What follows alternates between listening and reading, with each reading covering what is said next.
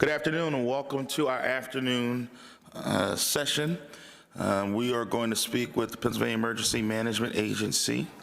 And before we start, Chairman Struzzi, you want to start with any opening introductions? Yes, thank you, Chairman Harris. Good afternoon, gentlemen. Appreciate you all being here. I know it's a Friday afternoon and it's been a long week for a lot of us, and my understanding is it's snowing pretty good in the western part of the state. So without further delay, we'll get to it. So thank you. Snowing in the west.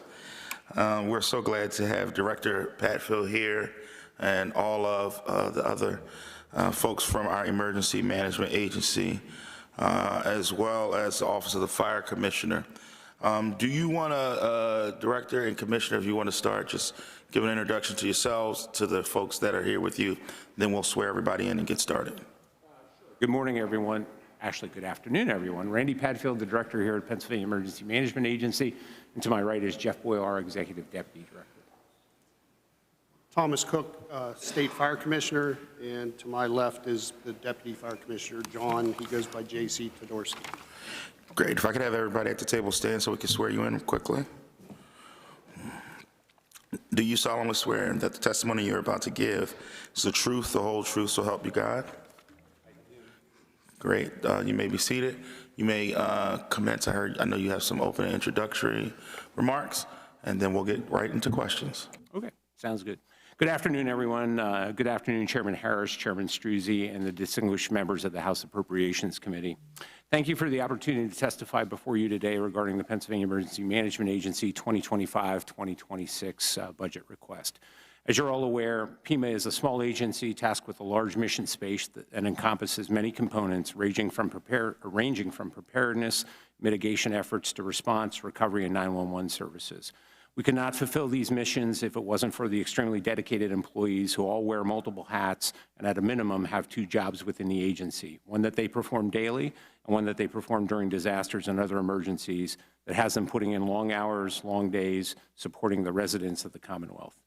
In addition to all the great work we accomplish daily in 2024 and so far in 2025, our teams, in coordination with teams from other state agencies, were involved in supporting our county and municipal partners in responding to the devastating effects of Tropical Storm Debbie in the central and north central portion of the state, the lake effect snow event that impacted Erie in November of last year, high-path avian influenza outbreak, the medical jet crash in Philadelphia in January of this year, and most recently the industrial facility fire in Montgomery County earlier this week.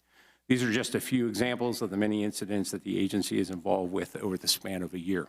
The other thing I will add is that Punxsutawney Phil, which apparently is the state meteorologist, has been pretty good in his prognostication and has kept our agency, along with our partners at PSP, the Turnpike Commission, and PennDOT pretty busy since February 2nd. As with anything, we look to continually improve our ability to meet the needs of the counties, municipalities, and the residents we serve. To this end, it is always better to invest in lessening the impacts of disasters before they occur to decrease human impact and suffering. That's why this budget proposes taking legislative action to allow for existing funds at the Pennsylvania Emergency Management Agency to be used for mitigation projects in addition to emergency response. As we look forward to 2025 and 2026, our budget looks to continue to fund the great work that we do to educate the residents of the Commonwealth on the most common risks and hazards they face, lessen the impacts of disasters by strategically investing in projects that lower impacts from future disasters, ensure the readiness capabilities, and position our agency to respond in an agile manner to meet the needs of the 13 million residents of the Commonwealth and visitors within our boundaries during times of need. Thank you. Commissioner? Thank you. Chairman Harris, Chairman Struzzi, and members of the House Appropriations Committee, thank you for the opportunity to testify regarding the Office of the State Fire Commissioner's 25-26 budget request. For those of you who may not be familiar with the Office of the State Fire Commissioner, our office currently serves the needs of Pennsylvanians by supporting the fire service through 4 primary program areas that address core needs of the fire service. Those 4 areas are financial, which we serve through various grant and loan programs, prevention, which we serve by supporting community risk reduction efforts across the Commonwealth, personnel challenges addressed by the support of our retention and recruitment program staff, and training of responders, which is supported through the Pennsylvania State Fire Academy. The Office of State Fire Commissioner serves one of the most vast and diverse fire service communities in the United States. Pennsylvania is home to the largest number of fire departments in the nation, representing over 2,000 fire departments, approximately 30,000 volunteers, and approximately 10,000 career members of the fire service. The Office of the State Fire Commissioner serves as the liaison to the General Assembly and Commonwealth agencies for matters pertaining to fire protection, the fire service, and we coordinate with federal and Commonwealth agencies, private, non-governmental agencies, and our State Fire Advisory Board in the development of rules, regulations, and concepts that promote fire safety. Our proposed budget for 25-26 will allow the office to continue to provide direct support, coordination, and resources for fire prevention, training, and fire control activities to the fire service community, municipal leadership, and other emergency services personnel. Since our last appearance before the committee, the Office of the State Fire Commissioner has worked to be more visible, responsive, and connected to the fire services community by engaging in a strategy that focuses on communication, collaboration, and access to the office services. With those goals in mind, last year was filled with meaningful accomplishments, key partnerships, critical hiring, and legislative progress that reflect our commitment to protecting communities and supporting the dedicated individuals who serve them. I would like to share with you a few of those accomplishments. In our Grants and Loans Department, we were able to increase the number of approved loans from 33 during the prior year to 128 in 2024. We accomplished this by increasing staffing and modernizing internal procedures, which allowed for improved efficiency. This dramatic increase allowed us to approve over $27 million in loans to the fire and EMS agencies of Pennsylvania. We also modified our grant application process to make applying for and receiving Fire Commission annual grant funds easier and more efficient than ever. We updated our grant system by tying it to the Keystone ID to reduce the number of different logins that constituents have to remember. This change was rolled out at the Office of the State Fire Commissioner's first ever grants webinar, which offered over 800 attendees a direct connection to the office. Retention and recruitment program filled open positions within the office, allowing us to have greater presence in the field to assist fire departments, municipalities, and school districts in addressing the struggle underway to retain and recruit firefighters. Program staff also worked with the Pennsylvania Higher Education Assistance Agency, better known as FIA, to roll out the FIA Active Volunteer Tuition and Loan Assistance Program to cover not only degree programs, but also firefighter training. We've developed a strong partnership with the Department of Community and Economic Development to support fire department operations through the Governor's Center for Local Government Services. Program staff have also continued trainings and begun rolling out retention and recruitment guides produced in-house by staff of the Commission. To support the effort of community risk reduction across the Commonwealth, we've offered for the first time ever multiple free community risk reduction classes. We partnered with Vision 2020, a nationwide consortium of leading fire service organizations developed to promote the concept of community risk reduction. We've offered a 3-day data analysis class. We've also offered the National Fire Academy grant to carry out CRR best practices classes across the Commonwealth. Our legislative efforts have been highly focused for the past year. The reauthorization of our Fire Company Emergency Services Grant Program through 2029 was a significant achievement, providing sustained support for essential services, and we appreciate the collaboration of our partners in the General Assembly. We are continuing to work with our stakeholders to refine the program to evolve with the changing fire services landscape. Collaboration with local, state, and national partners is a core strategic goal for the Commission. Over the past year, we have partnered with the Pennsylvania Department of Labor and Industry to develop guidelines and clarify rules for junior firefighters. We solidified our relationship with the National Fallen Firefighters Foundation, completing a new memorandum of understanding and developing revised line of duty death policies. We have also worked closely with DCED, as stated, to develop a guide to help fire departments undergo mergers and consolidations. We expect that guide to be released by DCED this year. At the Pennsylvania State Fire Academy, we've continued to expand and improve its offerings during a trial of transition, or a time of transition. We completed an extensive process to secure reaccreditation with the International Fire Service Accreditation Congress and also the Professional Qualification Standards Board. These are both international accrediting agencies for fire training and certification. We put our new mobile live fire training unit on the road, increasing access to live fire training for our firefighters anywhere in the Commonwealth. New test sites and the formalization of online evaluator training were established as part of our ongoing efforts to maintain high standards for training and certification while shifting our training and processes to online when possible. Academy on the Road program continues to grow, with the flashover recognition program being one of the most popular offerings. In 2025, we hope to accomplish the following.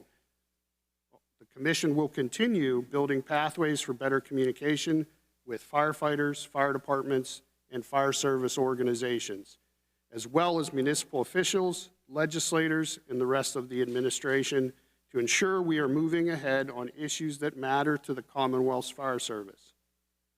The Fire Commission will continue building a coalition with organizations, associations, and other state agencies to meet the goal of providing better service to Pennsylvania's emergency services. The Commission will work to provide better access to our services and the issues that matter to Pennsylvania emergency services through innovative and modern methods. As you know, in his budget address, Governor Shapiro proposed 3 concrete steps to support the fire service. Number 1, creating a new competitive funding stream of $30 million in grants for our fire companies, allowing fire companies to purchase equipment, recruit and retain firefighters, and meet their individual needs. Creating a pilot program to help provide municipal fire companies with the resources they need to work together. Fire companies are stretched thin right now, and they want to collaborate and share services more than ever. This program will incentivize cooperation between companies. And lastly, the governor proposed insurance provides coverage of the costs for cancer screenings for firefighters every year. Last year, working together as a team, we reformed our Workers' Compensation Act to ensure firefighters, first responders, law enforcement with a post-traumatic stress injury get the coverage they deserve. Firefighters expose themselves to toxic chemicals while on the job, all to keep us safe. We need to have their backs. That's why this budget calls for legislative action to provide free cancer screenings for all firefighters covered by private insurance. In closing, on behalf of Governor Shapiro, I thank you, Chairman Harris and Chairman Struzzi, and the members of the committee for your support of the Fire Commission and the fire service across the Commonwealth. This budget will allow the Office of the State Fire Commissioner to continue to provide cutting-edge training along with administrative and financial support to our brave first responders. I appreciate the opportunity to appear here today, and I look forward to answering any questions you may have. Thank you, Mr. Chairman. Thank you so much, Representative Savage. Representative Sanchez. Thank you, Mr. Chairman, and thank you to the directors and the commissioners for being here today.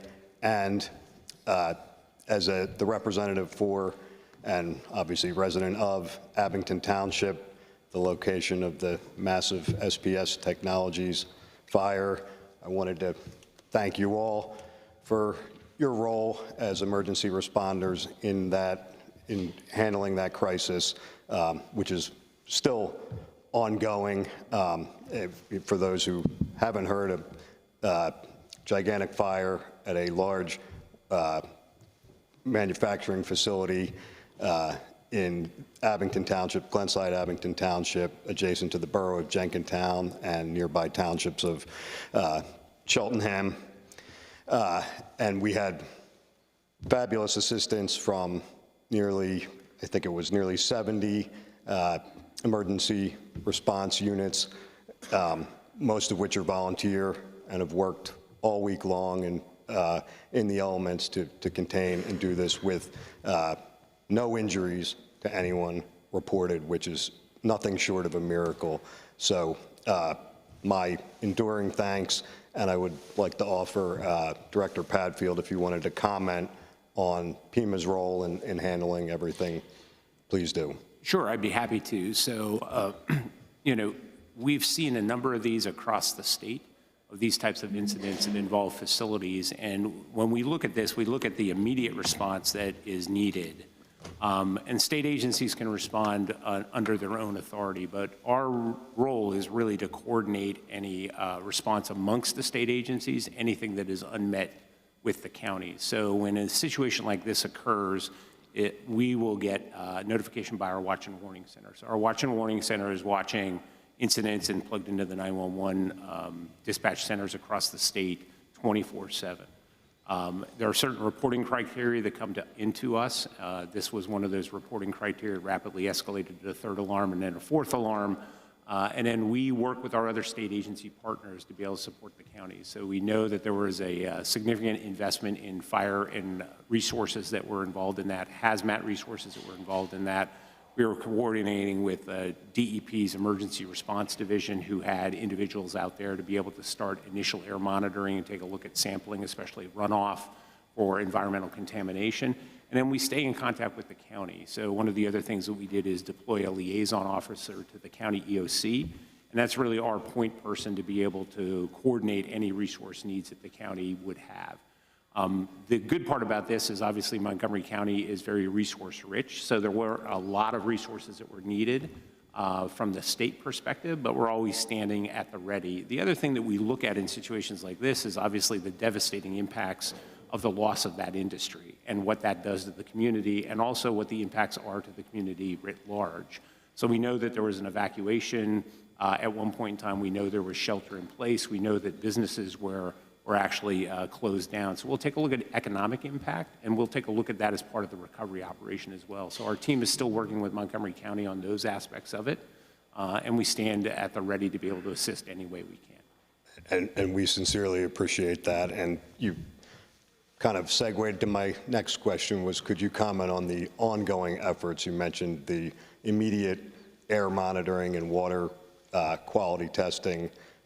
Will that continue? And I know that's DEP, but I know they're doing it in conjunction with you, with your agency. So could you comment on that? Sure. So, obviously we know that the residents that live around areas like that, and when there are industrial fires, are concerned obviously about the environmental impacts.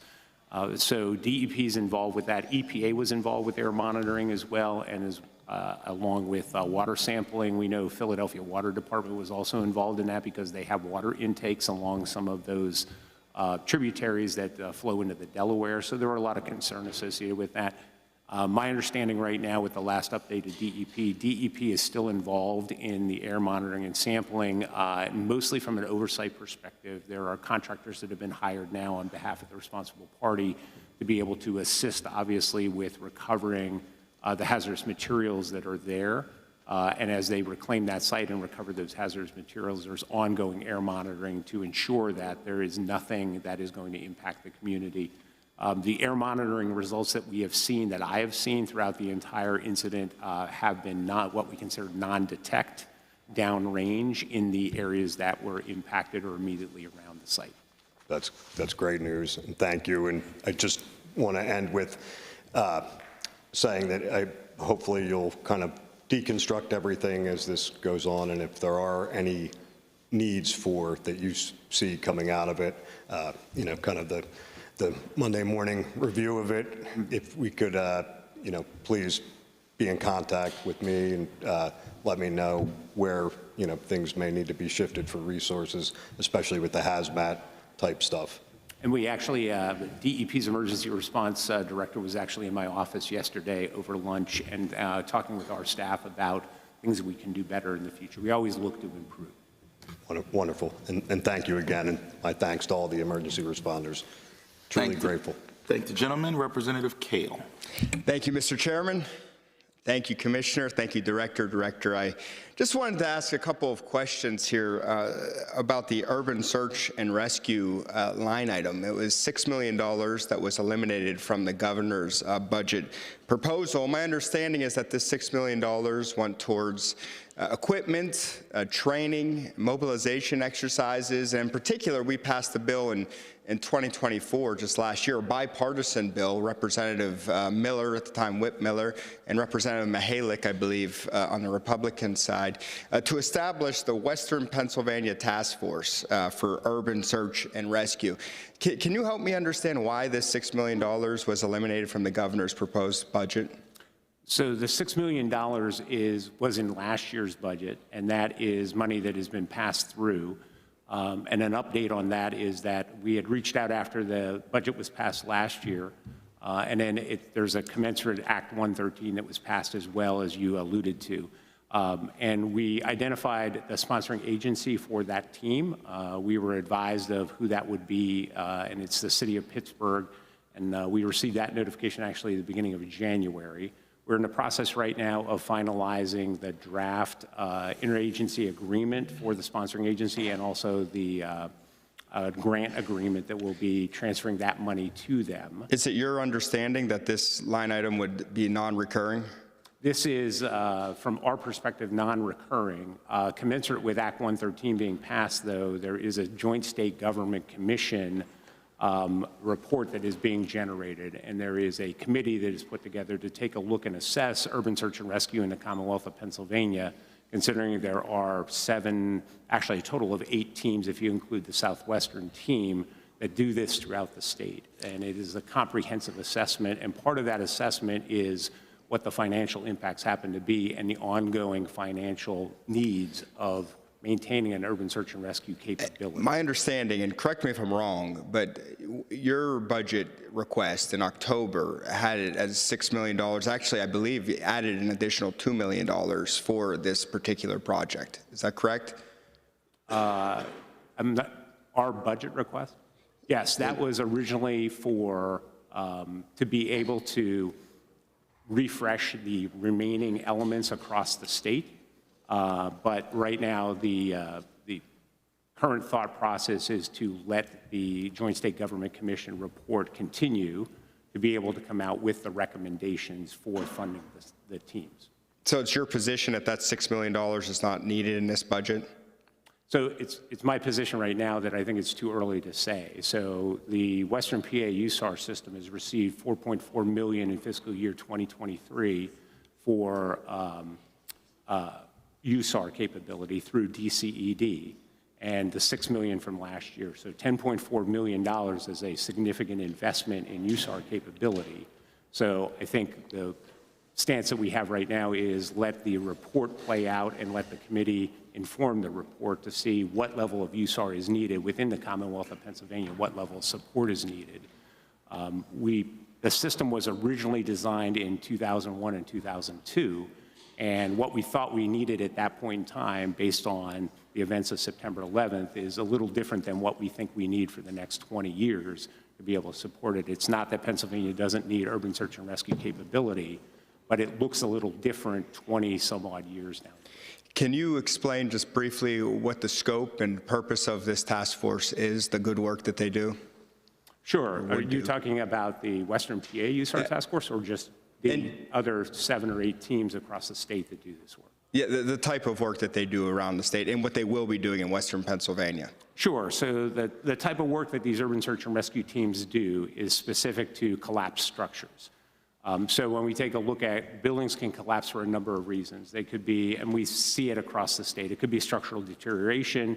It could be from gas explosion, as we saw in West Reading, associated with the R.M. Palmer chocolate plant, those types of situations. They happen very infrequently in the Commonwealth.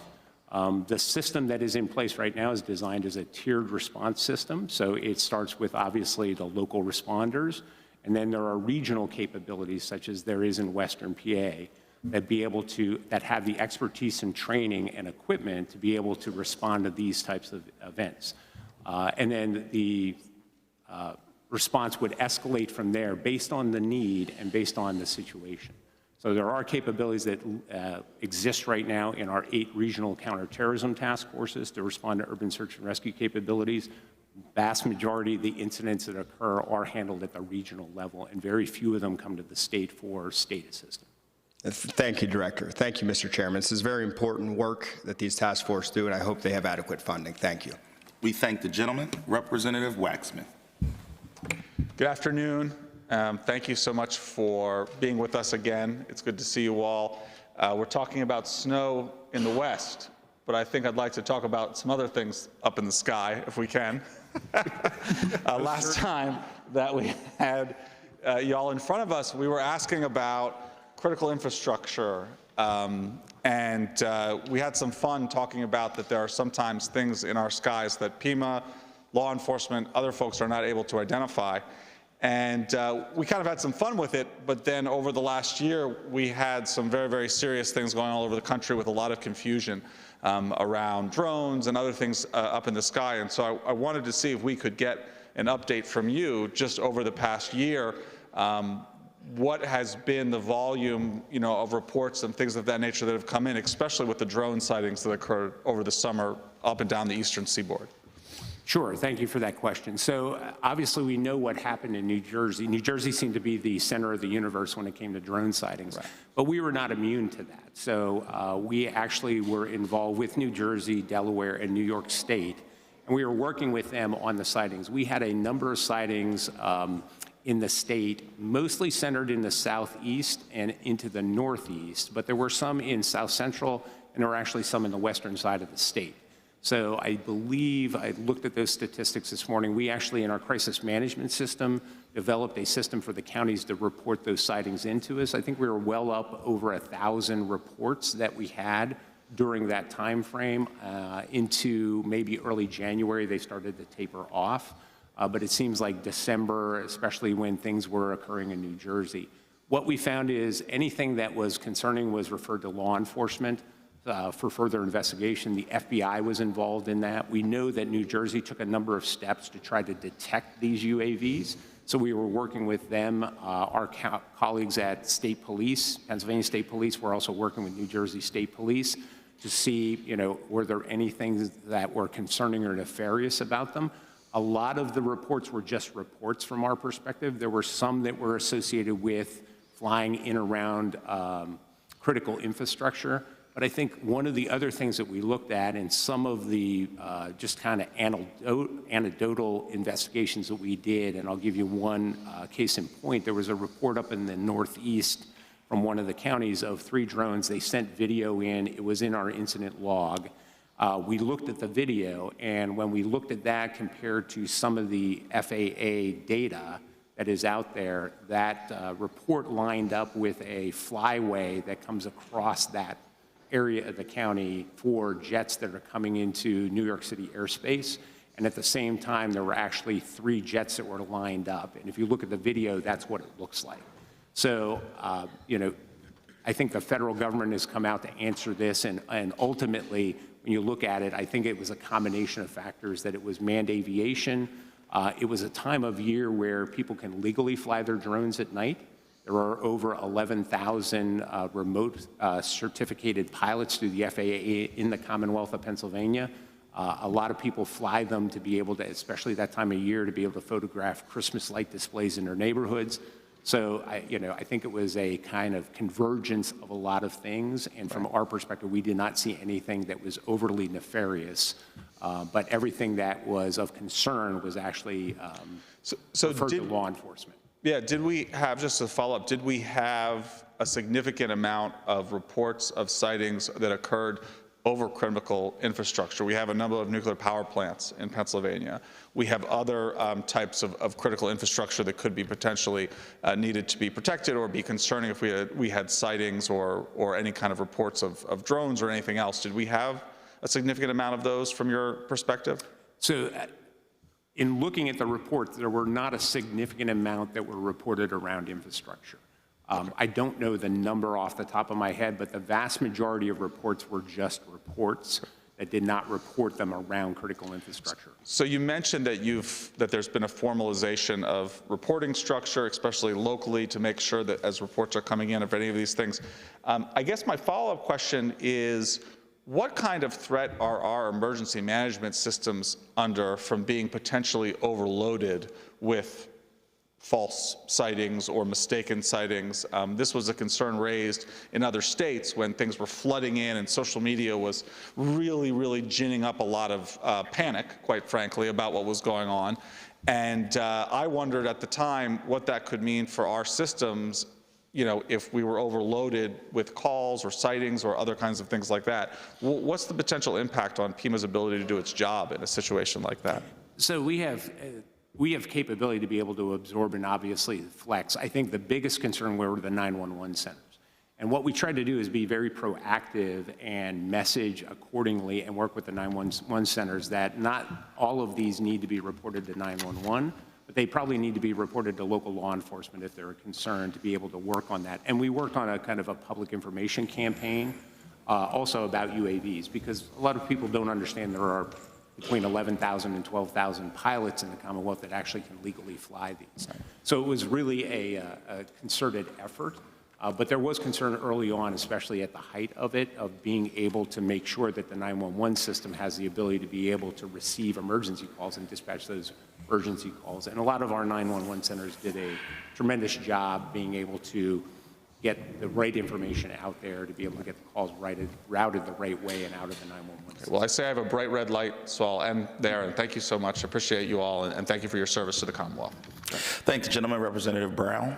Thank you, Chairman, and thank you all for being here, and thank you for your service. I echo my colleagues' comments about how important and how vital your work is, and we do want to be sure you're funded correctly. I wanted to talk about a specific instance that occurred in my district recently, where I had a young girl that had a seizure, and her mother called 911, and the fire department came out and of course couldn't transport, and so they were waiting for an ambulance company there were no ambulances available. So the mother had to then just bring the daughter to the hospital. And we're seeing, at least in my district, I'm hearing more and more reports like this. So my question is directed to Director Padfield to begin with. As it relates to responsiveness, am I correct that there are other administrative or legislative changes needed to update the agency's responsiveness and current responsibilities, specifically under Title 35, the Emergency Service Management Code? What are they, and why are they necessary to improve emergency preparedness efforts? So thank you for that question. We are not directly involved, obviously, in the 911 emergency response side of it for EMS. We are, on our 911 side, we are set the standards for 911 dispatch and what the dispatchers are trained to, and also provide the funding. When it comes to Title 35, there are obviously authorities that our agency has.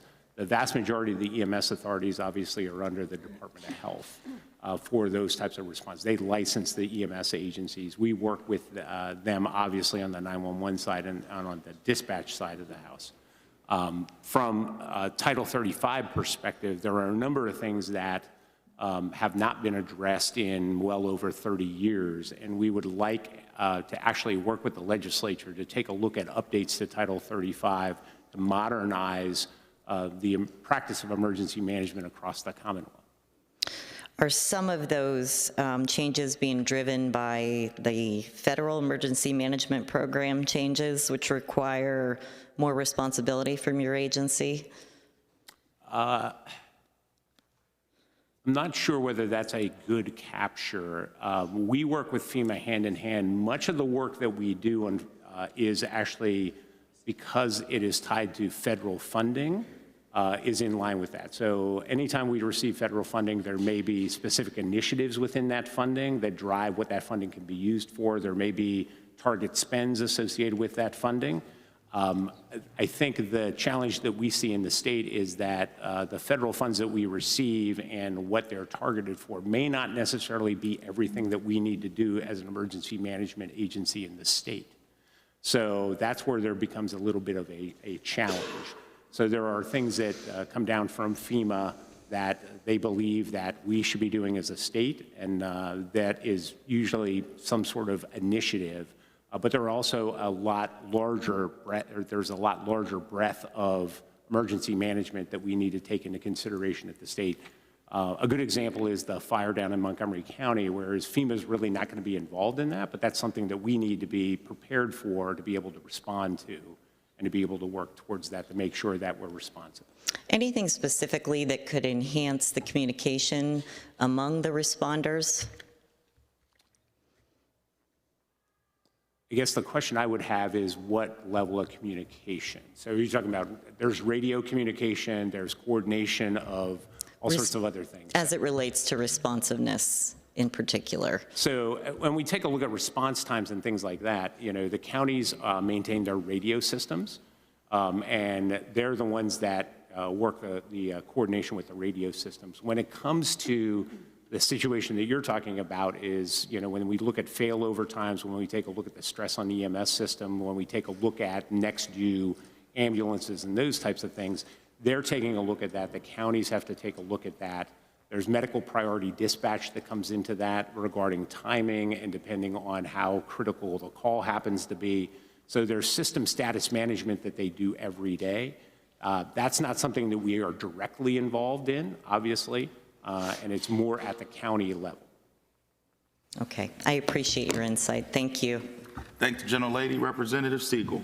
Thank you, Chairman, and thank you, gentlemen, for being with us here today. And I echo the sentiments of my colleagues on both sides of the aisle for your service to the Commonwealth and keeping not just our residents safe, but our emergency service personnel as well. I want to talk about a broader issue that I think has only recently been brought to attention nationally, but I think it represents one of the greatest existential threats to our ability to keep communities safe in the Commonwealth here, but also across the country, and that is the festering infestation of private equity into the fire manufacturing industry. Not content with destroying Toys R Us and Sears and nursing homes and private water utility or public water utilities, private equity has now begun to consolidate the fire truck manufacturing industry. An organization called American Industrial Partners not that long ago formed the Rev Group, which has slowly bought up regional fire truck manufacturers all around the country. Today, 3 distinct companies control 66% of the fire manufacturing truck market: Rev Group, Oshkosh, and Rosenbauer. 66% of a $3 billion a year industry. Oshkosh has a $5.3 billion backlog. Rev Group has a $4.2 billion backlog, and not just content to extract money from municipalities across the Commonwealth and the country, they also insert floating price clauses into every one of their contracts that says that they can arbitrarily add additional price point at the point of delivery of a fire truck apparatus. This past month, when we watched Los Angeles battle those deadly wildfires, 50% of their fire truck fleet was out of service because they could not be replaced or delivered on time. We've watched the cost of pumpers and ladder trucks double in price from $1 million to $2 million, and the service time of delivery from less than a year to 2 to 4.5 years. My question to you is, are you hearing these concerns from municipalities and fire companies across the Commonwealth? Are they articulating this existential crisis to you? And what work are you doing, Commissioner Cook, specifically to bring companies together to take on antitrust legislation to hold these greedy private equity vulture capitalists accountable and make sure that we work with other states across the country to take action against an industry that I think, frankly, doesn't give a damn if folks are safe from harm. They simply want to extract wealth from taxpayers. So let me start the answer with the situation as you've laid it out is borne up. Commissioner, can you pull the microphone a little bit closer so we can hear you? Sorry about that. The situation as you've laid it out is borne up by the stories that I hear when I'm out talking with the fire departments, right? They can't get the fire trucks fast enough. The costs have gone up. You know, I'm not necessarily in a position to speak directly to the role of private equity in that. I will say if it quacks like a duck, it probably is a duck, right? So we're taking a close look. I'm gathering as much official information as we can. We're engaging with our the other state fire marshals about what's going on in their states. And I think you're going to see a tidal wave of pushback officially from governments, with this situation. I thank you for that, Commissioner Cook, and I only have that one question because I do frankly believe all of the fine work you do, providing grants and support to municipal departments, working to coordinate with counties to get more regional collaboration, none of it can, I think, frankly, match the full power of private equity and the fact that they've done substantial damage to an industry that used to be extremely diverse, competitive. There used to be hundreds of regional manufacturers of fire trucks, and now that they've been consolidated into just 3, large industry conglomerates that have anti-competitive provisions within their contracts, they are directly impeding, I think, the work that you do and, frankly, the work of fire marshals around the country. And I think you're exactly right. It is going to require a coalition of states' attorney general, fire marshals, governors of all sides, both sides of the political aisle, to bind together, take on the weight of private equity, corporate greed, and make sure that we stand up for taxpayers and public safety personnel, because at the end of the day, it's gotten to the point where I think it is a crisis point, and we are not going to be able to save people's lives because we're not going to be able to get fire trucks delivered on time, and taxpayers are going to bear the brunt of it on their back. So I applaud you for that, and I stand with you, and I hope we act with a sense of urgency, because I believe very soon there will come a day where a municipality will not be able to respond, or a group of municipalities will not be able to respond because they truly cannot get the apparatuses on time. Thank you. Oh, sorry, I dropped the mic. It's Friday. That was funny. Representative Bustelo. Thank you, Chairman Harris. Commissioner Cook, I have a few questions for you, and thank you all for being here this afternoon. As far as some of the priority issues, I come from a rural area of Western Pennsylvania and Butler County, where we rely heavily on volunteer fire departments. We don't have the luxury of a lot of paid departments. So that's kind of what we rely on, is the volunteerism out there. And it's getting tougher and tougher, as I'm sure you know that. And you had mentioned this, I think, in your opening remarks, but can you address some of the priority issues that you talked about, but getting into the details of it, because in improving the recruitment, the retention, whatever it is, whatever the needs are, as I'm sure you've gone around the state to the 67 counties to see what's actually needed with the recruitment, with the retention of these volunteer fire departments, and also the funding request of close to $35 million, I guess, with some moving of some of the monies around. So is it going to be more money, or is it more volunteers? Like, what's going to come first? What's going to have to give first to make this all work? Because we really are in a crisis right now, I think, with, in my area, the volunteer recruitment, retention, and the fire department. So I would just like to hear from you on some of the details that you're proposing. If it's regulation reform, is it making it easier? Is it more money? What is it? So the simple answer is there's no one silver bullet that's going to provide successful solutions for us across the Commonwealth. Each region, each municipality, each county is its own special situation. What we are seeing is we're out engaging with the fire departments. It's like anything else in the Commonwealth. There are pockets where fire departments are not struggling for funding, or they're struggling for funding. There are pockets where they don't struggle to recruit, and then there are a lot more pockets where they are struggling to recruit. And what we're seeing, and I don't have data to quantify this, but anecdotally what we see when we're out engaged with the community is the more rural areas of Pennsylvania are down to 4 members of a fire department. And the problem, as we're defining it, those rural areas, there's no one left to recruit. So what other solutions are available? And that's where we're headed for those, right? Meanwhile, how do we educate the municipal officials and the fire chiefs what consolidation of services, regionalization of services means, right? Unfortunately for the average citizen, that might mean there's not a fire station on the corner of the street in their neighborhood. But is there another one within reasonable distance? Those are the things that we have to look at. So we're working to develop informational pieces that we can share with the municipalities and the fire departments to kind of explain that philosophy. The problem and the frustration for me as the state fire commissioner, no matter how much I'd like to be out there recruiting for the fire departments, I can't, right? It's not, I don't have enough bandwidth to do that. And the success stories with recruiting new firefighters take a lot of work on the part of the fire department. They're at the farmer's market every Sunday with the fire truck, handing out applications, talking about how great it is to be a volunteer firefighter. You know, that community involvement seems to be the key to success in recruiting. Right. Are there incentives that maybe you can help them with? Are there, you know, again, with this $35 million, I mean, is there going to be something there? And so if you've thought about that. We have. I don't have anything concrete to offer today, right? We're in the early stages of working with the Fire Advisory Board and the constituent groups. What should this new grant program look like? What are the specific problems we need to address with it, beyond just handing more money out through the existing program? My personal goal is to try and direct this more specifically to solve some of the problems that we've identified in our interactions with the people in the field.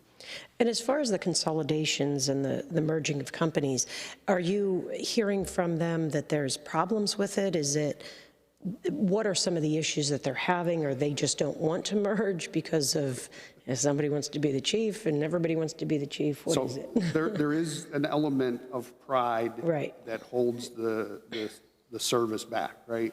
You know, my fire department has existed since 1910. Why does it have to go away? But I think when you get people at the table and you have those people that are able to look at this from, and you know, we're here to serve the needs of the community, not the needs of the fire department. Right. And as long as that perspective can be maintained, it can move forward, and it can move forward fairly quickly. We found out through talking to fire companies that a lot of them did not know how to begin that process. And that started the relationship with the Government Services Office over at DCED. Right.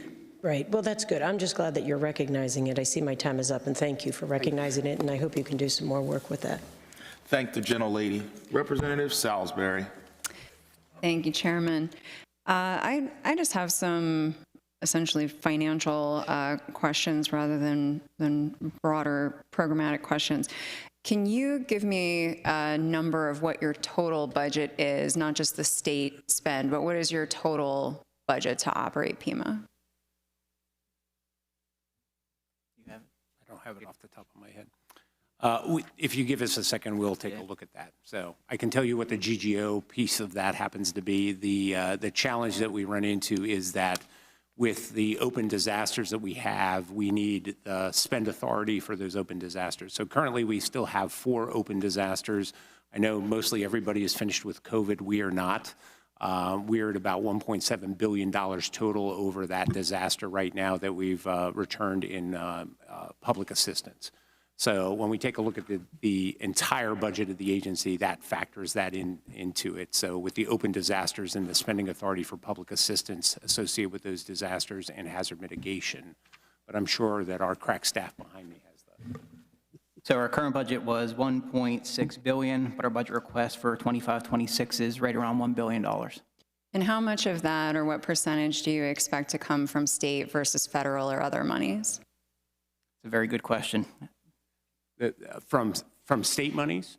Yeah, what do you expect to come from the state percentage-wise versus what the federal input to your budget would be in a typical year and what you're planning for? Yeah. Sure, so roughly about, I believe, 40% will come from 911 funds, which would be state funds. Can't really speak for State Fire Commissioner, I'll let him speak to that, but as far as PEMA's funds for emergency management, roughly 95% would come from federal funds and 5% would come from state funds. Okay, 95% coming from the federal government? That's correct. Okay, and is that mirrored in the fire world as well? Actually, we're not reliant that heavily on federal funding. Okay. In fact, our GGO and the operating cap money for the Fire Commission is almost 100% state funding. Okay. So we do get a small amount through the Assistance to Firefighter Grant Program each year from the feds, and that's typically used to fund capital projects that we don't get funded through state funding. So you're almost the opposite of each other, essentially. Yeah, pretty so in terms of PEMA's funding, if we're looking at 95% coming from the federal government, what level of confidence do you have based on widespread cuts that have come at the federal level to federal spending that you'll be able to have that 95% coming in again in the subsequent budget year? That is a great question. You know, we don't want to speculate right now. Obviously, there's a lot of information that is out there. What's going to play out in Washington is going to play out in Washington. You know, I think that we may see some changes, obviously, in some of the grant programs that we administer. We may see some changes in some of the current disasters that are open at this point in time. I think every day we have updated information that seems to change regarding situations. So we evaluate that as that comes in, but that is a serious concern for us in the long term. I think the other thing that we need to point out as well is that one of our funding streams is the Emergency Management Performance Grant. We use that to be able to sustain positions within the agency, but also we actually use that grant, and that touches all 67 counties, and that touches every emergency manager and every emergency management program in those counties as well. So it's not just our agency, but it's also emergency management across the state. Do you have a contingency plan of where you will find the money that you need to operate if that federal funding were to disappear? Not to make too light of it, but do you have an emergency preparedness plan for if that emergency were to happen, or will it be a disaster? Well, we are always looking at that. So we are doing assessments right now internally. When we take a look at the executive orders that are cut, obviously, at the federal level, we take a look at what those impacts happen to be. But, you know, we would be working with the governor's budget office. Obviously, we'd be working, you know, across the board to take a look at right-sizing the agency, you know, and taking a look at what that means to us. I think there's, you know, a lot of, you know, information yet to come on that. And I think the biggest issue right now is trying not to speculate, but try to plan. And that's what we're very good at, to be able to take a look at that and develop numerous courses of action, just like we do with anything else. Thank you very much. I see my time's right about to tick over to the red light there. So thank you very much. I appreciate your feedback. Thank the gentlelady. Representative Marcel. Thank you, Mr. Chairman, and thank you so much for joining us this afternoon. I would just say that I appreciated your comments earlier when you talked about how, you know, each municipality has its own challenges and they can be very different. My district in Bucks County, we have mostly volunteer firefighters, but we also have one township that just switched, and now they have both full-time and volunteer, and they all have their own challenges, and we're trying to help them, obviously, to continue to just serve our communities the best we can. And I appreciate everything that you're doing to ensure that our Commonwealth is prepared and has all the resources that they need, especially for our first responders and firefighters. I wanted to just ask a few questions. I was looking at the 2020 performance-based budgeting report that the IFO put out, and in that report they stated that the Office of State Fire Commissioner lacks the authority to require reporting by fire departments and cannot quantify the number of firefighters throughout the Commonwealth. Is that still a problem, or is that authority something that our body can help to give to you? Like, can you just shed some light on that? Thank you for the question. That's actually, you know, one of the initiatives that we're looking at, because as you know, good data drives good decisions. And when we talk about the number of firefighters in the Commonwealth, we're constantly using evolving estimates because we really truly don't know. And so the blunt answer to your question is yes, I would love to seek the authority to have licensing similar to what EMS has. Similar but different. You know, learn from the mistakes of our predecessors, right? You know, not that EMS registry is bad, but could it be done better? I think so. So yes, we spent almost 18 months, I believe, just trying to come up with an accurate list of the fire companies in Pennsylvania because of the the home rule nature of the Commonwealth is so staunchly defended, and that, well, why do you need this information? And we really struggled, to get that list pulled together. Okay, I can tell you that with our new training software management system, we have approximately 35,000 names in the database. But I can't tell you with any level of accuracy how many of them are still accurate, how many of them are dead, how many of them have moved out of state, right? So yes, we would welcome the opportunity to sit down and discuss more authority in terms of, accurately tracking the resources in Pennsylvania. Thank you so much for sharing that honest answer, and I'd be happy to work on a bipartisan solution that would help to address that and give you the authority that you need in order to be able to fix these important problems we're talking about today. The second finding that I also wanted to bring up is so the number of fire departments and EMS companies that apply for the volunteer loan assistance program is small compared to the overall number eligible to apply. And I believe in your testimony, you talked about how that number actually increased from 33 to 128. Is that correct? So that was the loans that we've made, right? Oh, okay. Okay, so in 2023, we made the 30-some loans. I don't even remember the number. I just read it to you.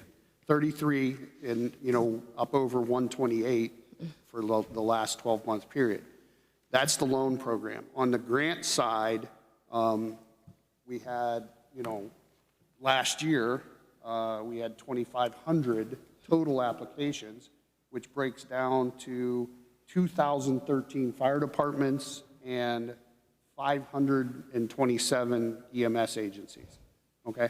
And those numbers are pretty consistent. They've been going up by 10s or 20s over the last couple years as we engage the agencies more directly through communication. But like with the EMS agencies, I believe that number of 527 is about 2/3 of the total eligible licensed EMS agencies. So one of our internal goals for the upcoming year is to ramp up our communication with the EMS agencies alongside our partners in Department of Health at the EMS Bureau and try and get that number up so that every EMS agency is getting the same opportunity at funding. Well, thank you so much for all of those efforts. I see that the yellow light is coming on, but if there is also a solution of some sort that we can assist with for that problem, sounds like you're doing a great job, but if there's something else we can do, please let us know. Thank you very much, Mr. Chairman. Thank the gentlelady. Representative Kincaid. Thank you, Mr. Chairman. I'm going to ask you a question that I know the answer to, so a yes or no is just fine. Is there any assistance that PEMA offers for folks who are impacted by landslides? No, not currently. And there's no other programs in any other state department that assist people with landslides or sinkholes as well. And I think Commissioner Cook, being from Western Pennsylvania, is very well aware of the joy of landslides and the really devastating impact that it has on our residents. So I want to talk about the governor's proposal for legislative action for PEMA to be able to use existing funds for mitigation projects in addition to emergency response. Can you talk about that proposal, and specifically can you talk about how that might be able to be used to assist with the increasing issue of landslides and sinkholes across the state? Sure, that's a great question, and I want to provide one clarification or point of clarification. We don't have programs that currently right now that assist for people that have been impacted by landslides. What we do is we do have hazard mitigation programs that we can use, and we've actually worked with Pittsburgh to be able to develop some projects, and they've implemented those projects regarding hillside stabilization to be able to prevent the impacts or the potential of future landslides. The hazard mitigation piece that is in the budget request is to be able to use state funds to be able to provide a match for hazard mitigation projects. So right now, there are times where there's a different match that is a non-federal match for a lot of these programs. And when we take a look at that, sometimes the non-federal match is an impediment for individuals or for municipalities to be able to leverage those loans or those grant programs. So that's what we're looking to do, to be able to kind of more widely use that money for hazard mitigation projects. Specifically, a lot of it is around flooding, but we know that obviously in the Pittsburgh and Allegheny County, Westmoreland County area, there are a lot of concerns over landslides. We saw that in 2018.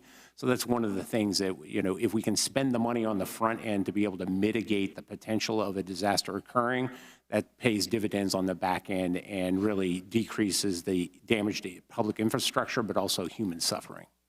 Would it be up to the local folks to identify the hazards to mitigate, or how exactly would you envision that working? So every county actually is required to have a hazard mitigation program or a plan in place, and all the municipalities actually have to, within that county, have to adopt that plan. So the way that works is we're able to fund hazard mitigation projects that are identified in the county plan, and as long as the municipalities have adopted those, that's how that works. There is a concern, obviously, if the county does not have an updated hazard mitigation plan. We work hand in hand with the counties to make sure that doesn't, or that is not the case.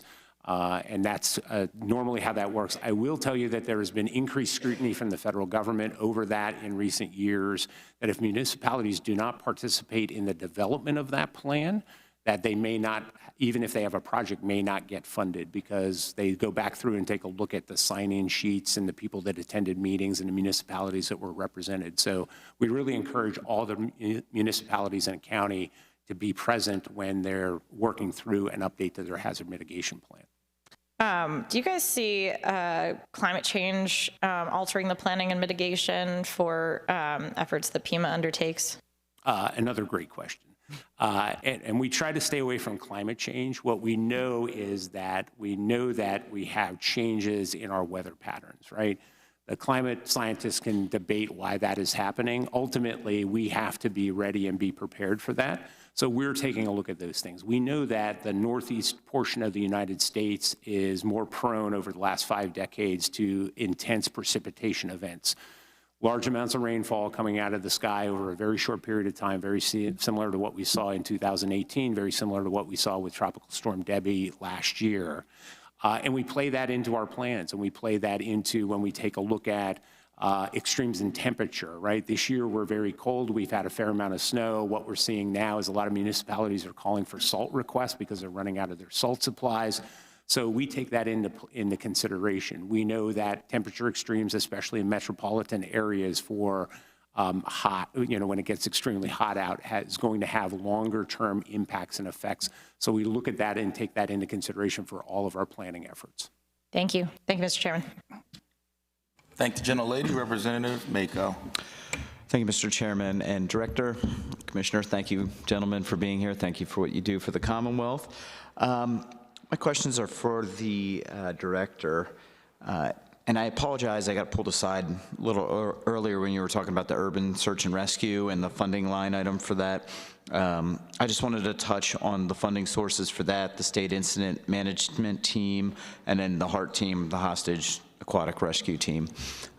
Where's the funding coming from that? And I know you guys did talk about the urban search and rescue, and it was a one-time line item. Is that what I heard? And it's not coming back online, or is it coming back online? So it was a one-time line item in last year's budget. Okay. It is not coming back online and is not requested in this year's budget, but commensurate with Act 113, one of the pieces of Act 113 was actually for the Joint State Government Commission to be able to study USAR in the Commonwealth, and one of the pieces that they have to study is actually the financial side of that. So the way the USAR teams are supported right now, There's 7? There are, it would be... Is that what you said? There are 8 currently. 8, okay. And those 8 currently are funded through the Homeland Security Grant Program predominantly. The Homeland Security Grant Program and the Urban Area Security Initiative are 2 programs with federal funds. 80% of those funds that we received from the state perspective get passed through, and they're centered around 8 counterterrorism regions or 8 regional task forces. Those 8 regional task forces have a master mutual aid agreement to be able to share resources amongst all the counties. So the way that works is it doesn't matter whether it's USAR or anything else. There is a threat and hazard identification and risk assessment that is performed. They identify gaps. Mass search and rescue, urban search and rescue may be one of those, and then they use those 80% funds to be able to close those gaps based on the priorities that the regions have. Gotcha. So that's the predominant funding right now to be able to support those regions. So it's yeah, predominantly federal dollars. I mean, on that note, I'm in the National Guard. I served on the HRF. Are you familiar with the HRF, the Homeland Response Force? Yes. Unfortunately, it went away and it's going to West Virginia, and we have the SURF-P now. Correct. How much work does PEMA do with that? And one of the, I'm new to the HRF and the SURF-P, and one of the things that we talked about on there was getting our local fire and EMS on board with what to do should there be a CBurn event or something along those lines. Have you considered working with the SURF-P now to address some of these issues and make sure that we get our local fire and EMS up to speed on what to do should an event like that happen? Sure. So the Fire Commissioner's Office actually has training in structural collapse, hazmat, everything else. We're very aware of the SURF-P. I've worked with the SURF-P in my previous roles before I've come to the agency. Okay. We have a very good working relationship with the National Guard, and the SURF-P would actually be one of the prime resources that we would request for urban search and rescue or search and rescue operations in a contaminated environment. The other part of the concept of operations is to use those regional teams, and we also are responsible for certification of hazardous materials response teams in the Commonwealth in accordance with Act 165. So the way to be able to use those USAR teams in a contaminated environment would be to mate them up with an Act 165 certified hazmat team to be able to conduct those operations if it was needed. At one point in time, there was a state hazardous materials or WMD cache to be able to support that. Many years ago, a lot of the equipment on that cache timed out. It was never used, so it was surplus at that time. Maybe and I'm just spitballing here, maybe we do something to help fund more of the SURF-P or something to tackle that and get some training done on that. And okay, last question I got is, what is PEMA doing? This isn't a gotcha question, I don't know the answer to it, but what is PEMA doing to harden infrastructures in Pennsylvania? We had the Aliquippa water system, have substations that are soft targets. Is PEMA doing anything to harden these and make sure that Pennsylvania is more secure? So we work with the Office of Homeland Security in the Pennsylvania State Police to be able to take a look at critical infrastructure across the state.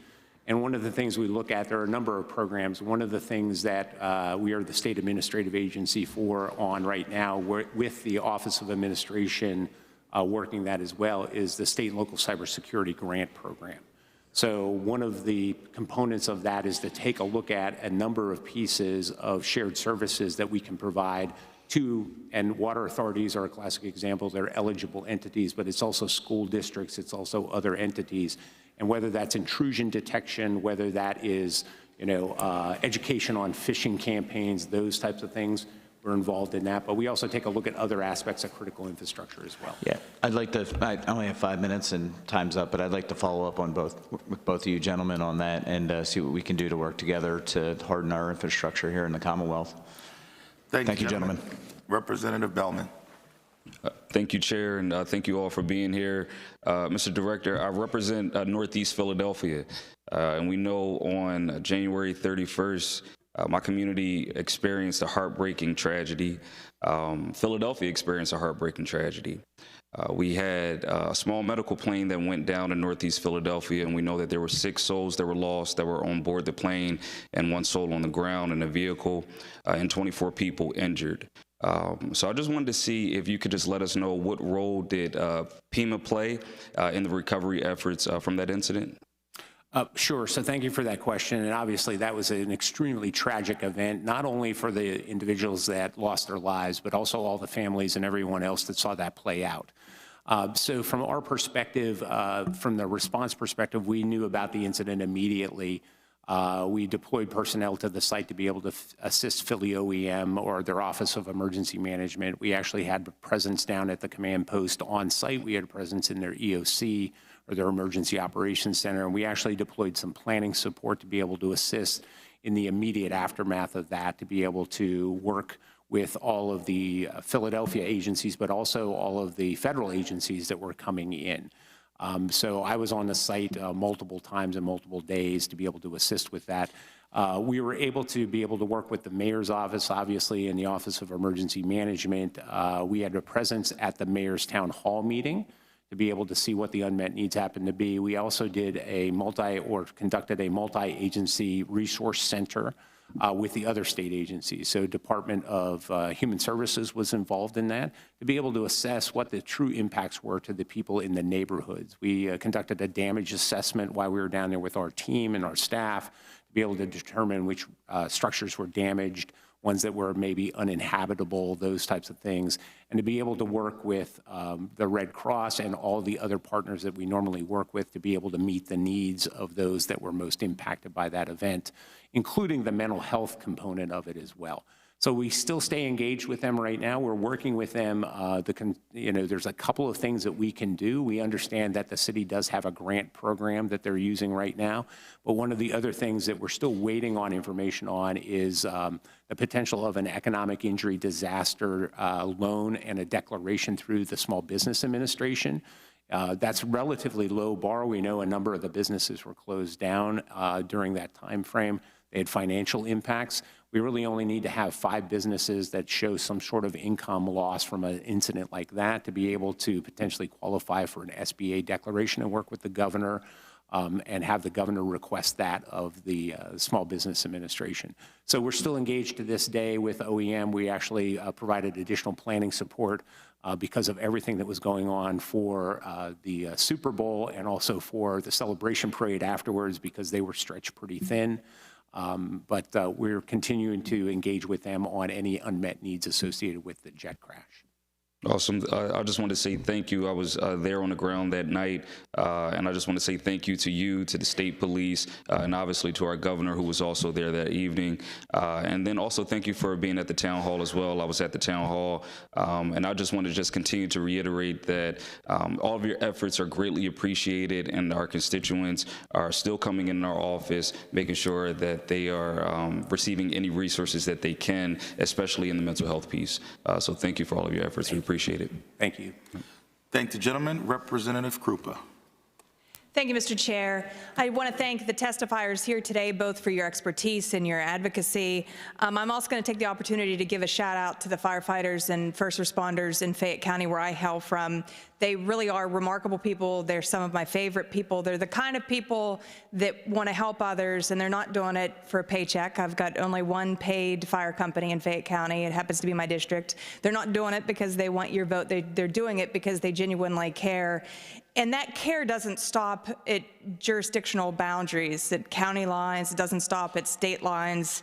They're the kind of people that want to go and help when there's fires in California, or there's flooding down south, or there's hurricanes. Which brings me to the $4 million funding for the Emergency Management Assistance Compact that was eliminated. Am I correct that EMAC funding reimbursed costs incurred for Pennsylvania resources deployed in response to a disaster in another state, and that allows them to continue those operations? If so, what impact is this elimination of funding going to have for our ability to assist other states if requested? That's a great question. And the reason for the decrease in that is that there is a fund balance in there already. And that is a line item that is used both in 2 fashions. Number one is if we are providing assistance to other states, we have the ability to be able to reimburse the state agencies that impacted costs associated with that until we are reimbursed from the other state associated with that. But that is also in case we request EMAC resources within the Commonwealth. So there is an existing fund balance in there, so that does not create a deficit for us at all. We have the ability to be able to move more money over if we would have a disaster in the Commonwealth. Normally when the governor makes the disaster proclamation, we will work with the budget office and the governor's office to ascertain how much money comes over obviously to support that disaster, but also there is an EMAC component of that that we normally request as well. But, What is that fund balance now? I believe the fund balance is $7 million. Yeah, 7.1 million. Okay. Can you give some examples of how often is Pennsylvania called upon as part of EMAC, and give some examples in the last few years of when we've been called upon to go out of state, and have there been any instances where we've had people come in to Pennsylvania that we've had to reimburse for? The good news is we have not had a need to be able to pull EMAC in. We have had a couple of times during Tropical Storm Debbie and a few others where we've opened up an EMAC incident in their emergency operations system in case we would need to solicit resources, but we were able to handle those incidents with the resources that we have in the state. We're a pretty resource-rich state, which works to our advantage. We have used the EMAC in the past. We've deployed our all hazards incident management team to Hurricane Helene in western North Carolina. They operated down there for a number of weeks to be able to assist those residents. We've actually worked with the National Guard for fatality search and extraction teams that were also deployed down to western North Carolina. So during hurricanes, during other states, states that are impacted, we monitor that nationwide, and we're pretty proactive. It's a really good program for our staff to be able to get out, because they get to learn what other states do, and we get to be able to tell them and show them the best practices that we've developed, obviously, here in the Commonwealth. And we're reimbursed for personnel and time and travel and everything else. So it's zero cost to the state to be able to do that. And it's some great on-the-job training, and we're able to share information. We've deployed people all the way to Hawaii in the past for the volcano eruption, for things like the Maui wildfires, those types of things. They're the types of incidents where we look at leveraging the EMAC system. There's a lot of coordination involved in those types of multi-state efforts, correct? Like we're particularly with North Carolina, we're not just, or down south, we're not just showing up. There's coordination. You have to be requested. Can you explain that process a little bit? Sure, I'd be happy to. So the way that process works is this impacted state will open up an incident in the EMAC emergency operations system. And the way they work on that is that they will identify resources that they need. They're usually what we call mission-ready packages, and they will broadcast a request for those resources. We saw that out of California associated with the wildfires, those types of things. They may be single resources or they may be teams. So when we take a look at those, we will go back to our state agencies, and our agency will solicit for individuals or teams that are qualified. We'll develop the expense package of what it's going to cost to send them there. We put it in the system and essentially bid on it, and then they work with us, and if they accept our bid, then we send the resources there. And then on the back end, we close everything out with the paperwork. Well, my time is almost up. Thank you for your testimony and your advocacy. Thank the gentlelady. Representative Brennan. Thank you, Chairman. Thank you all for being here today. And I also want to thank Director Padfield. We recently had a wonderful local emergency preparedness event in Doylestown Borough. We had a lot of support from your staff, and it was very, very helpful. So thank you very much. I'm coming here a little bit late. A couple of these are follow-up questions. One of them is about our local firefighters. Over and over again, I talk to our local volunteer firefighters, and we do such a great job of providing them with material support, with equipment, with all the things that they're really asking for. But when I talk to them, they always say the biggest thing we have to deal with is recruitment and retention. We touched on this just a little bit, but I'm wondering if there's any recent programs that you've seen from the legislature, or at least proposals, or specific programs you think that could provide more incentives for retention and recruitment, because I really think that that is crucially important for how we address fire services in the next 50 years. So maybe if you could just tell me some of the things that we're doing right, or some of the things that we should look at. So, as I said previously, right, as we're out engaged with the fire departments, there's pockets that are doing well, there are pockets that are not doing well, and then there's groups in between the two extremes. And one of the keys on the recruitment side with the pockets that are doing well, A, they have a population to recruit from, and B, they're out active in the community talking about how great it is to be a volunteer firefighter, okay? The pockets that are struggling, they want to hang the help wanted sign in front of the firehouse with a phone number that no one ever answers. And I'm being facetious, but that's what it's like. Yeah.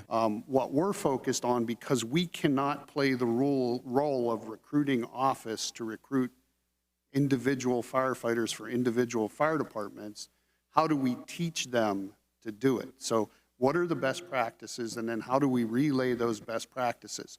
The other piece of it is, how many firefighters do we actually need? When I engage with fire departments, even the ones that are doing well with recruitment, if we could get more regional cooperation, the need for a high number of firefighters in each fire department goes down. It becomes a cooperative approach. Well, and hitting on 2 or 3 of the things you said, I mean, are there things that we can do to help some of these struggling departments create incentives? And another thing you mentioned is, it sounds like more regionalization.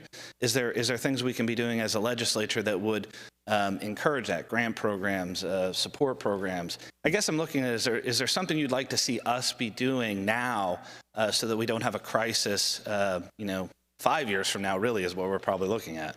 Well, I think we need to continue with the incentives to try and retain the existing firefighters we have.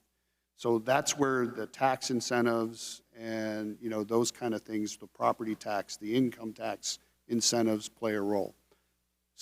The ability to give stipends for service and length of service awards, which we've written into a lot of our funding programs. That's now an eligible expense in our funding programs, both on the grant and the loan side. So, we've taken steps to give them tools. We need to now teach them how to use those tools. Are you seeing enough in terms of helping folks regionalize? That's a tough nut. And as I said before, there's a lot of pride in the Pennsylvania Fire Service, not just the volunteer fire service, the career service as well. And sometimes that pride gets in the way of providing a regional approach. And when I speak about regionalization, I'm not talking about closing firehouses through mergers and consolidation. How do we operationally work together to provide the highest level of service to the communities possible? So instead of trying to staff two pumpers, a ladder truck, and a heavy rescue truck out of one volunteer firehouse, how do I distribute that load over multiple firehouses? Now, instead of needing 24 firefighters, each firehouse only needs 6 firefighters, right? Well, and I'm just going to say I welcome any suggestions you want to pass on to my office. I'd be happy to consider any and all of them because I think it's an incredibly important issue. One thing that we briefly talked about was Act 35 rewrites and consolidation. We didn't talk about any of the specific problems that you're seeing or issues that you're seeing. I'm wondering if you could try and tell me some of the specific examples that show where this is outdated and that we're having problems. That's a great question. And maybe if a study is something that we might want to engage in now as we're leading up to addressing the problem. Yeah, and that's a great question. Let's try to keep it under 30 seconds. Let's try to keep it under 30 seconds. 30 seconds? Okay, under 30 seconds. So we track trends across the state. So when we take a look at emergency management, obviously Title 35 requires every municipality to have a certified emergency manager to our standards right now. The challenge is that we have some really good municipalities that have great certified emergency managers. We have others that do not. They are a placeholder on paper because there's a requirement in the law to be able to do that. What we need to look at is more consolidation. We need to take a look at how emergency management is structured. And what happens is a lot of these municipalities that do not have a functioning emergency manager or emergency management program, they're letting money on the table. So we're able to track that with public assistance when we get a federal disaster declaration, that there's going to be some of those municipalities may not apply because they don't understand the program or they're not engaged or they don't understand the specifics of it. So there's some of the things that we take a look at that are symptoms of a much larger issue. Thank you. Thank the gentleman. Representative Alsamer. Thank you, Mr. Chairman. Thank you all for your testimony, and very much appreciated. I too would like to, like my colleague did before, Representative Krupa, I would like to give a shout out to our first responders in the 139th. Those brave men and women that get up all hours of the day and go out and face challenges to protect all of us, and it's very much appreciated. I can't thank them enough, and I thank you all for your service as well. So I think we can all agree one of our most important priorities in this state is our children. Can you please explain our efforts to work with other state and local officials regarding the Safe Schools program? Is PEMA the primary agency responsible for coordinating this effort and developing emergency operation plans for the schools? That's a great question. We are one of the agencies that happen to be involved in that. We have the ability to be able to provide technical expertise. We have the ability to be able to provide planning software for maybe schools that don't have their own planning software to be able to do that. We work with PCCD and their Safe Schools Coalition and obviously sit on their committee. Obviously, the AG's office is part of that. There's an executive steering committee right now. So we take a look at those trends. We take a look at that information. We work with, obviously, the 911 centers and those types of things for response to schools. We work with our regional task forces. Many of them are doing some great work on response to school incidents that occur. So we're one of the many that, or some of the other agencies that are involved in kind of the safe schools piece of it. So we're here more for technical expertise to be able to provide the schools technical expertise on emergency operations planning if they need it.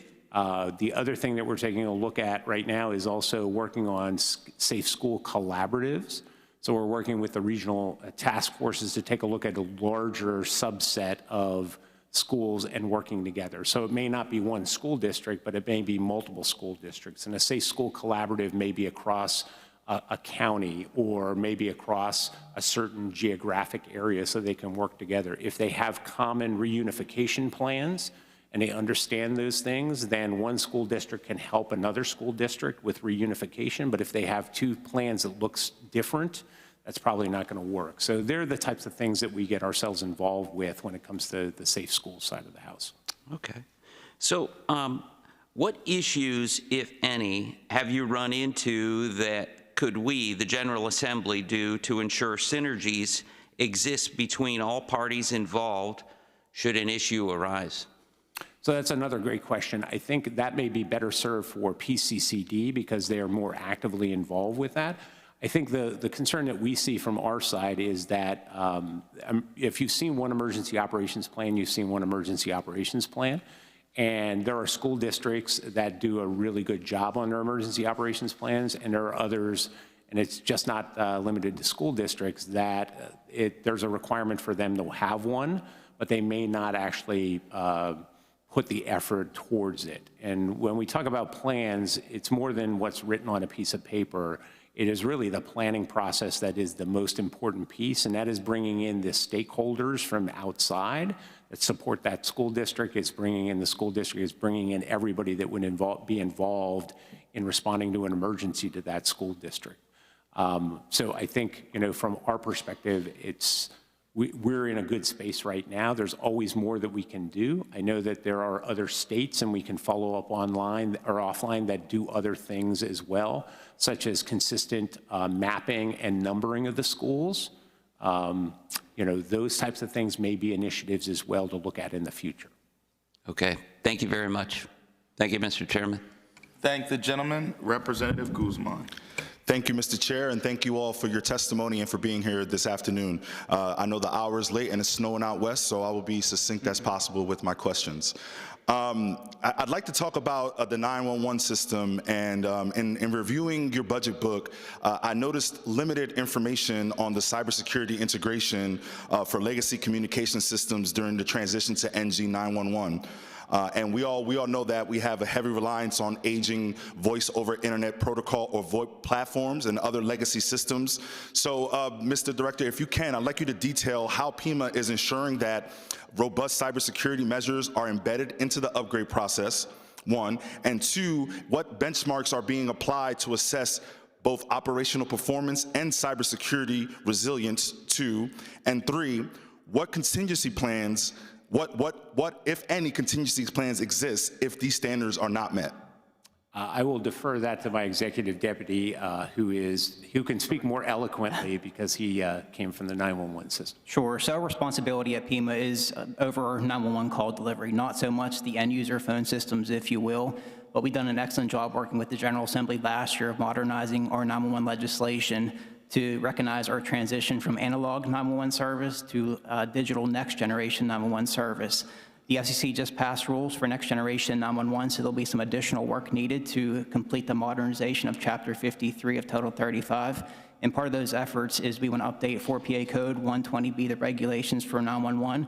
And part of that is put in a framework for minimum cybersecurity requirements that cover many of the aspects that you just talked about, such as making sure end users, 911 centers have clear backup plans and contingency plans, so if and when they are attacked, they know exactly how to respond and recover very quickly. Now, and do you have any benchmarks that you're looking at or any particular compliance protocols that you're putting in place right now so that we can get in front of those potential problems? Sure. The focus is really on policies and procedures and the foundations of making sure that they have backups of their key systems, so if and when they do, if they are attacked, they know exactly how to respond, who's doing what, and use the backup software they have to get back up and running as soon as possible. Well, it's a critical piece of our programs and a critical piece of how we help our citizens across the Commonwealth. And I grow increasingly concerned with the cyber attacks, not only just to our critical infrastructure, but of course to our 911 system. And we know that we have very aging systems across our Commonwealth. So I'm very concerned about that. And I'm looking forward to working with you all to make sure we can beef up those 911 systems across the Commonwealth. Thank you, Mr. Chair. Thank the gentleman. Representative Barton. Thank you, Chairman Harris and Deputy Padfield. Welcome. Commissioner Cook, welcome, and your panel as well. And this might be for your executive deputy also. The good gentleman from Berks County and I think alike, I guess. I'm concerned also and would like to know a little bit about 911, and you just answered some of it, so forgive me if any of this is redundant. But can you give me an update or provide an update of regarding the 911 program and your efforts to update the program per Act 12 of 2015 and more recent passage of Act 34 of 2023 that extended the provision of Title 35, Chapter 53 until 2026? Sure. So we just went through a significant technological upgrade of our 911 system with our transition from legacy enhanced 911 to next generation 911. As part of that effort, we've replaced the entire 911 call delivery network across Pennsylvania from analog copper connectivity, if you will, to a fiber-based emergency services network. Currently, 65 of 67 counties have been migrated to next generation 911 service. Pike and Wayne are the remaining counties. We're just waiting for some fiber construction to be completed in the Northeast, and it'll be migrated to the next-gen system. As far as Act 34, that was an important step to modernize some of the legacy language to reflect that transition from enhanced 911 to next-generation 911, such as modernizing the right-to-know law exceptions to recognize that we're now going to have photos and videos coming into the 911 system and make sure that has the proper protections. As we go forward, just making sure that we have clear roles and responsibilities between next-gen 911 service providers, phone companies, PEMA, and the counties when it comes to next-gen 911 call delivery service. So, and I served the 124th, which is Southern Schuylkill in Northern Berks County, and blessed to call that home like you, Director Padfield, Schuylkill County. And I don't want to rehash the how negatively the funding affected Schuylkill County, but I do want to make sure that our rural counties are being properly funded. And so are there other technical changes? Are there necessary to Title 35, Chapter 35 to reflect technological transition from the analog enhanced 911 to the next generation service? So the General Assembly actually gave us a really good piece of legislation with Act 12 of 2015 and basically set up two funding streams. You have your formula-based funding. 83% of our collections goes towards that. 15% of our revenue is used for statewide interconnectivity. And we've done an excellent job working with the counties to incentivize consolidation, regionalization, and modernization of our 911 systems with that funding piece. For example, in Wyoming County, their rural county, we use 15% funds to pay for their phone system, their computer-aided dispatch system, I believe their recorder, their GIS for next generation 911, as well as their call delivery service. The impact of doing that, it frees up their formula-based funds and their county general funds that they can now use for other 911 system costs. So the structure we have today is very effective. It's just making sure that we have adequate revenue to continue to supporting that framework. Thank you, Deputy, and thank you all for your continued service and work. We appreciate it. Thank the gentleman. Representative DeVanzo. Thank you, Chairman Harris, and thank you to the panel here. And since we're giving shout-outs today, I'm not going to leave the 58th District out, home of the finest volunteer firefighters in the Commonwealth here. So thank you guys here. My question is for Commissioner Cook. The governor's budget proposal, he proposes supplemental grants to fire companies providing financial support by transferring $30 million from the property tax relief fund. The new initiative, if proposed, would double the amount of the current program. But more importantly, this would take 5 times the amount of money that we take out of that fund now. Right now, we take $5 million out. We would take $30 million out. I hear it all over my district. Our senior citizens can't afford to live in their home, and I hear it from the EMS too and first responders. Hey, some of our issues, we go get these seniors, it costs money to get them. They don't have money to pay us, you know, and I get that. I get how the insurance situation works, but a first responder is never going to tell a senior citizen no. They're never going to stop rendering aid because the money isn't there. So one of my questions is, I don't know if you had a hand in this or not, or the governor brought you into this conversation, but was there any communication with you of we're pitting these two vulnerable groups against each other? Our first responders and our senior citizens both need help, both crying for money. I don't mean crying for money, but you know what I'm saying. Yeah, and the simple answer is I was not involved in the revenue choices for the program. So that would be a question better answered by the budget office when they're up in front of the committee. Yeah. One of the lifelines that at least the fire departments have out west is online sales. So I'm sure everybody sees them on Facebook. Is there any talks, any communication at all, or do you see something coming down the line where we could codify these into the small games of chance licenses? We can make them legal. We can put parameters to protect the people that are buying the tickets. You guys can be protected. We can get some tax base off of it because it's really been a huge benefit out west for us. Yeah, I would support a discussion on how we more codify and allow the fire departments to have access to non-traditional avenues of fundraising, right? You know, I would support, you know, what you're discussing in terms of how do we codify it and make it legitimate. All right, perfect. I appreciate your testimony. Thank you, guys. That's it, Chairman Harris. We thank you so much. Representative Nelson. Great to see you guys today. Want to give a special thank you to the fire commissioner. You know, it was great seeing you at the Adamsburg Fire Company to promote extractor and washer event, you know, which was a great thing for that volunteer fire company to have in Hempfield Township. My questions are more on the fire side of things, and kind of following up, it's February, you know, tragedy that happened in one of our Greensburg, Salem happened 2 years ago, Morning House fire, not enough responders. You know, as fire companies were coming, there weren't enough people to get into the house. Some people were saved, a child was lost. Since then, another fire company has, you know, the Hempfield Township has started to pay day drivers or to have, and you mentioned about stipends and trying to make grants available. You know, the $30 million additional dollars that may be available, are stipends included in there, or how do we bridge these gaps? Because these are not, you know, some of these volunteer fire companies are really operating on a shoestring, but the need for that daytime response or to be able to get a full crew rolling is important. So, yeah, so stipends is one answer to that problem, right? And I think we at the commission would be committed to working with the local municipalities to develop specific solutions based on specific needs in those individual municipalities. That being said, stipends are an eligible expense out of the volunteer firefighters relief funding, as well as our current annual grant program. I believe that will be a very strong topic of discussion as we move forward with the Fire Advisory Board and our constituents on our proposal based on the governor's additional $30 million funding.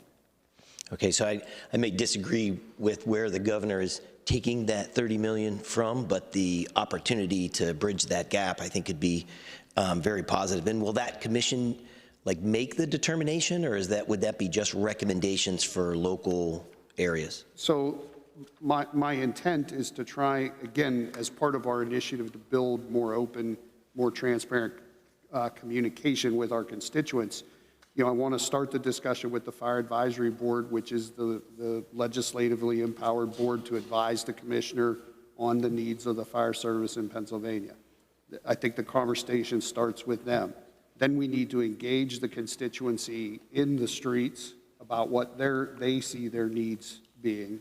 And we kind of dump it all in the cauldron and boil it down to what makes the most sense to propose to the legislature for legislative action.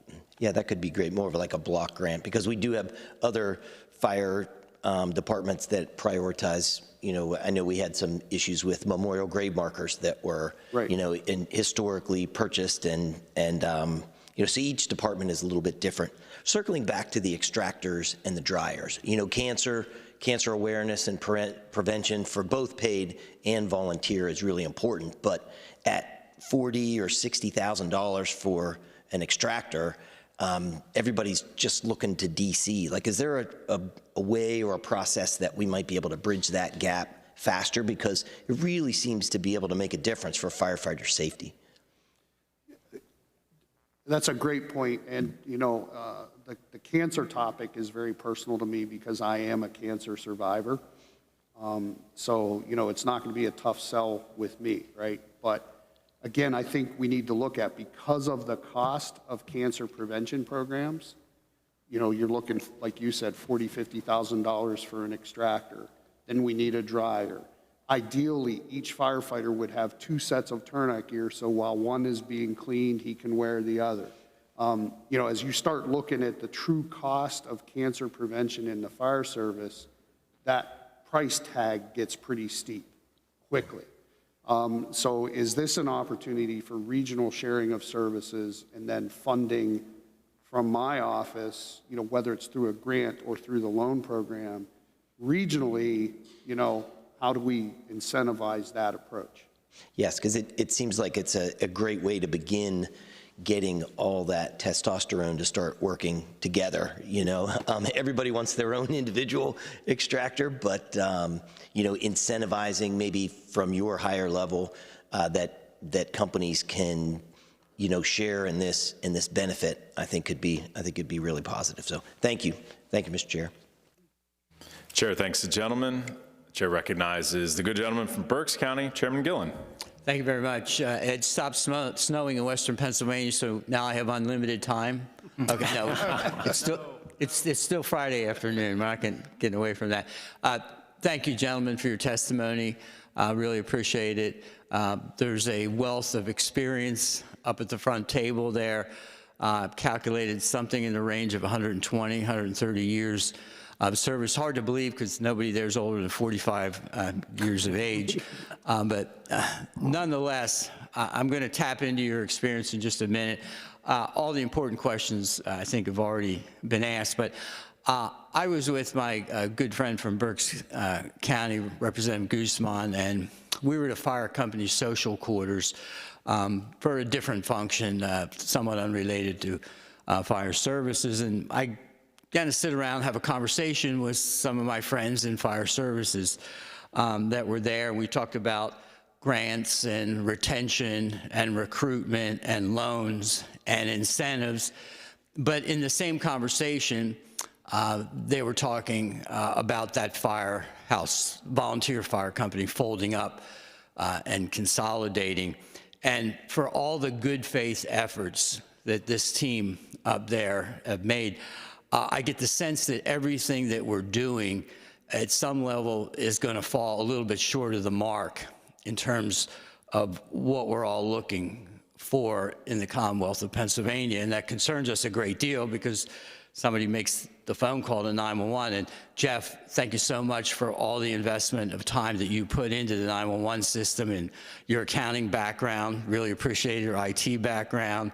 Is exhaustive and helped pour about $1 billion into our county's 911 system. So having said all of that in a complimentary way, I'm concerned that it's not going to be too far down the highway. We're going to fall short of the mark. I think we're in crisis today. The sense is the firehouse social quarters that I was at was we're headed toward the cliff. You guys are helping slow that down, but we're still headed toward the cliff. And so I'd like to hear in a very candid way, if you were legislator for the day, all right, and you could wave your magic wand, all right, what legislation would be on the front burner and what resources would follow that legislation? Tough question. I haven't really thought of it from that perspective because you're right. We've been busy with the bits and pieces that are, slowing the decay of the system down. I think it boils down to really two critical broad problems for the Fire Service of Pennsylvania. The first one is the funding, right? I think the days of the average volunteer being willing to fundraise are behind us. The young people coming into the volunteer fire service, they don't want to be us. They want to be different than us. They have different expectations, different desires that don't necessarily align with the traditional values of the volunteer fire service. So I think we would need legislation. How do we assist them on the funding side that basically they can be firefighters and they don't have to be fundraisers, they don't have to be administrators, they don't have to be accountants doing the books, right? They can just focus on training and, responding to calls. That being said, there needs to be a conversation with our other municipal partners. What percentage of the cost should be paid at what level of government? To a certain extent, when you talk about provision of emergency services, not just fire departments, but emergency services, our home rule approach to governing Pennsylvania works against us. When you look at other states that have thriving fire services in them, they take a much higher regional approach to providing that service. It's not up to each individual municipality to provide for fire protection. There's some other higher entity in the government structure that bears that legal responsibility. I don't know that counties are the perfect answer. In some areas of Pennsylvania, they may be. In some areas of Pennsylvania, the local municipal entity is still the perfect entity to handle that. So again, how much funding needs to come from what source? The second big broad problem that we're talking about is the people issue. Where do we find them?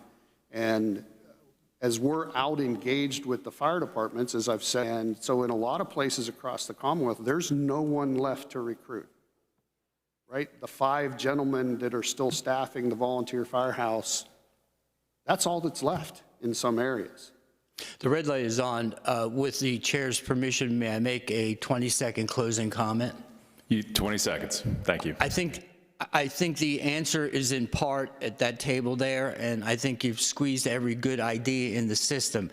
I'm going to take the responsibility for the body corporate. There's going to have to be a massive influx of state resources to keep this system solvent, buoyed, and guaranteed public safety. The altruism, the sense of community spirit has dissipated, and what we're experiencing in fire services is a reflection of that. Thank you, Mr. Chairman. Thank you, team. Chair, thanks, gentlemen. Chair recognizes Chairman Struzzi for closing remarks. Thank you. Just a couple of comments and a question or two. Director Padfield, we'll start with you. First of all, I want to thank you and your staff for the assistance in Indiana County this summer when we had the flooding from Debbie. You guys stepped up and came through. I know Clymer Borough was devastated. I mean, almost the entire town was underwater, as you probably recall. So thank you for that. But I do want to ask for a clarification. The funds that were allocated or not allocated for the urban search and rescue, you had said that you're waiting to basically see what kind of funding you need or don't need from the study that's being conducted. When will that study be completed? That study is the Joint State Government Commission. It should be finished in June. In June. So then at that point, will you be submitting a funding request? If needed? If needed, correct. Yes. For urban search and rescues across the Commonwealth, or just for Western PA? For across the Commonwealth. Okay. That is the design of the committee in the report. Okay, thank you. And then just another clarification. I know we touched on the EMAC funding, urban search and rescue, and the disaster relief funding of $10 million and the hazard mitigation of $1 million. I assume those fall into the same category, as you have enough money in those funds that you don't need to request additional funds in this upcoming budget? Could you run those by me one more time? The disaster relief for $10 million and the hazard mitigation for $1 million. Yeah, that would be the decrease in the state match requirements, or it would be depending on what account you're talking about, it would be as projects are closed out in previous disasters, there's not a need to have that spending authority. Okay, all right, thank you. And then moving on to Commissioner Cook, obviously we all recognize the challenges that you face. I spend a lot of time with my volunteer fire companies in Indiana County, and they are truly a family, literally and figuratively. They all work together, and I donate as much as I can through their various bashes. But as you said, they're struggling.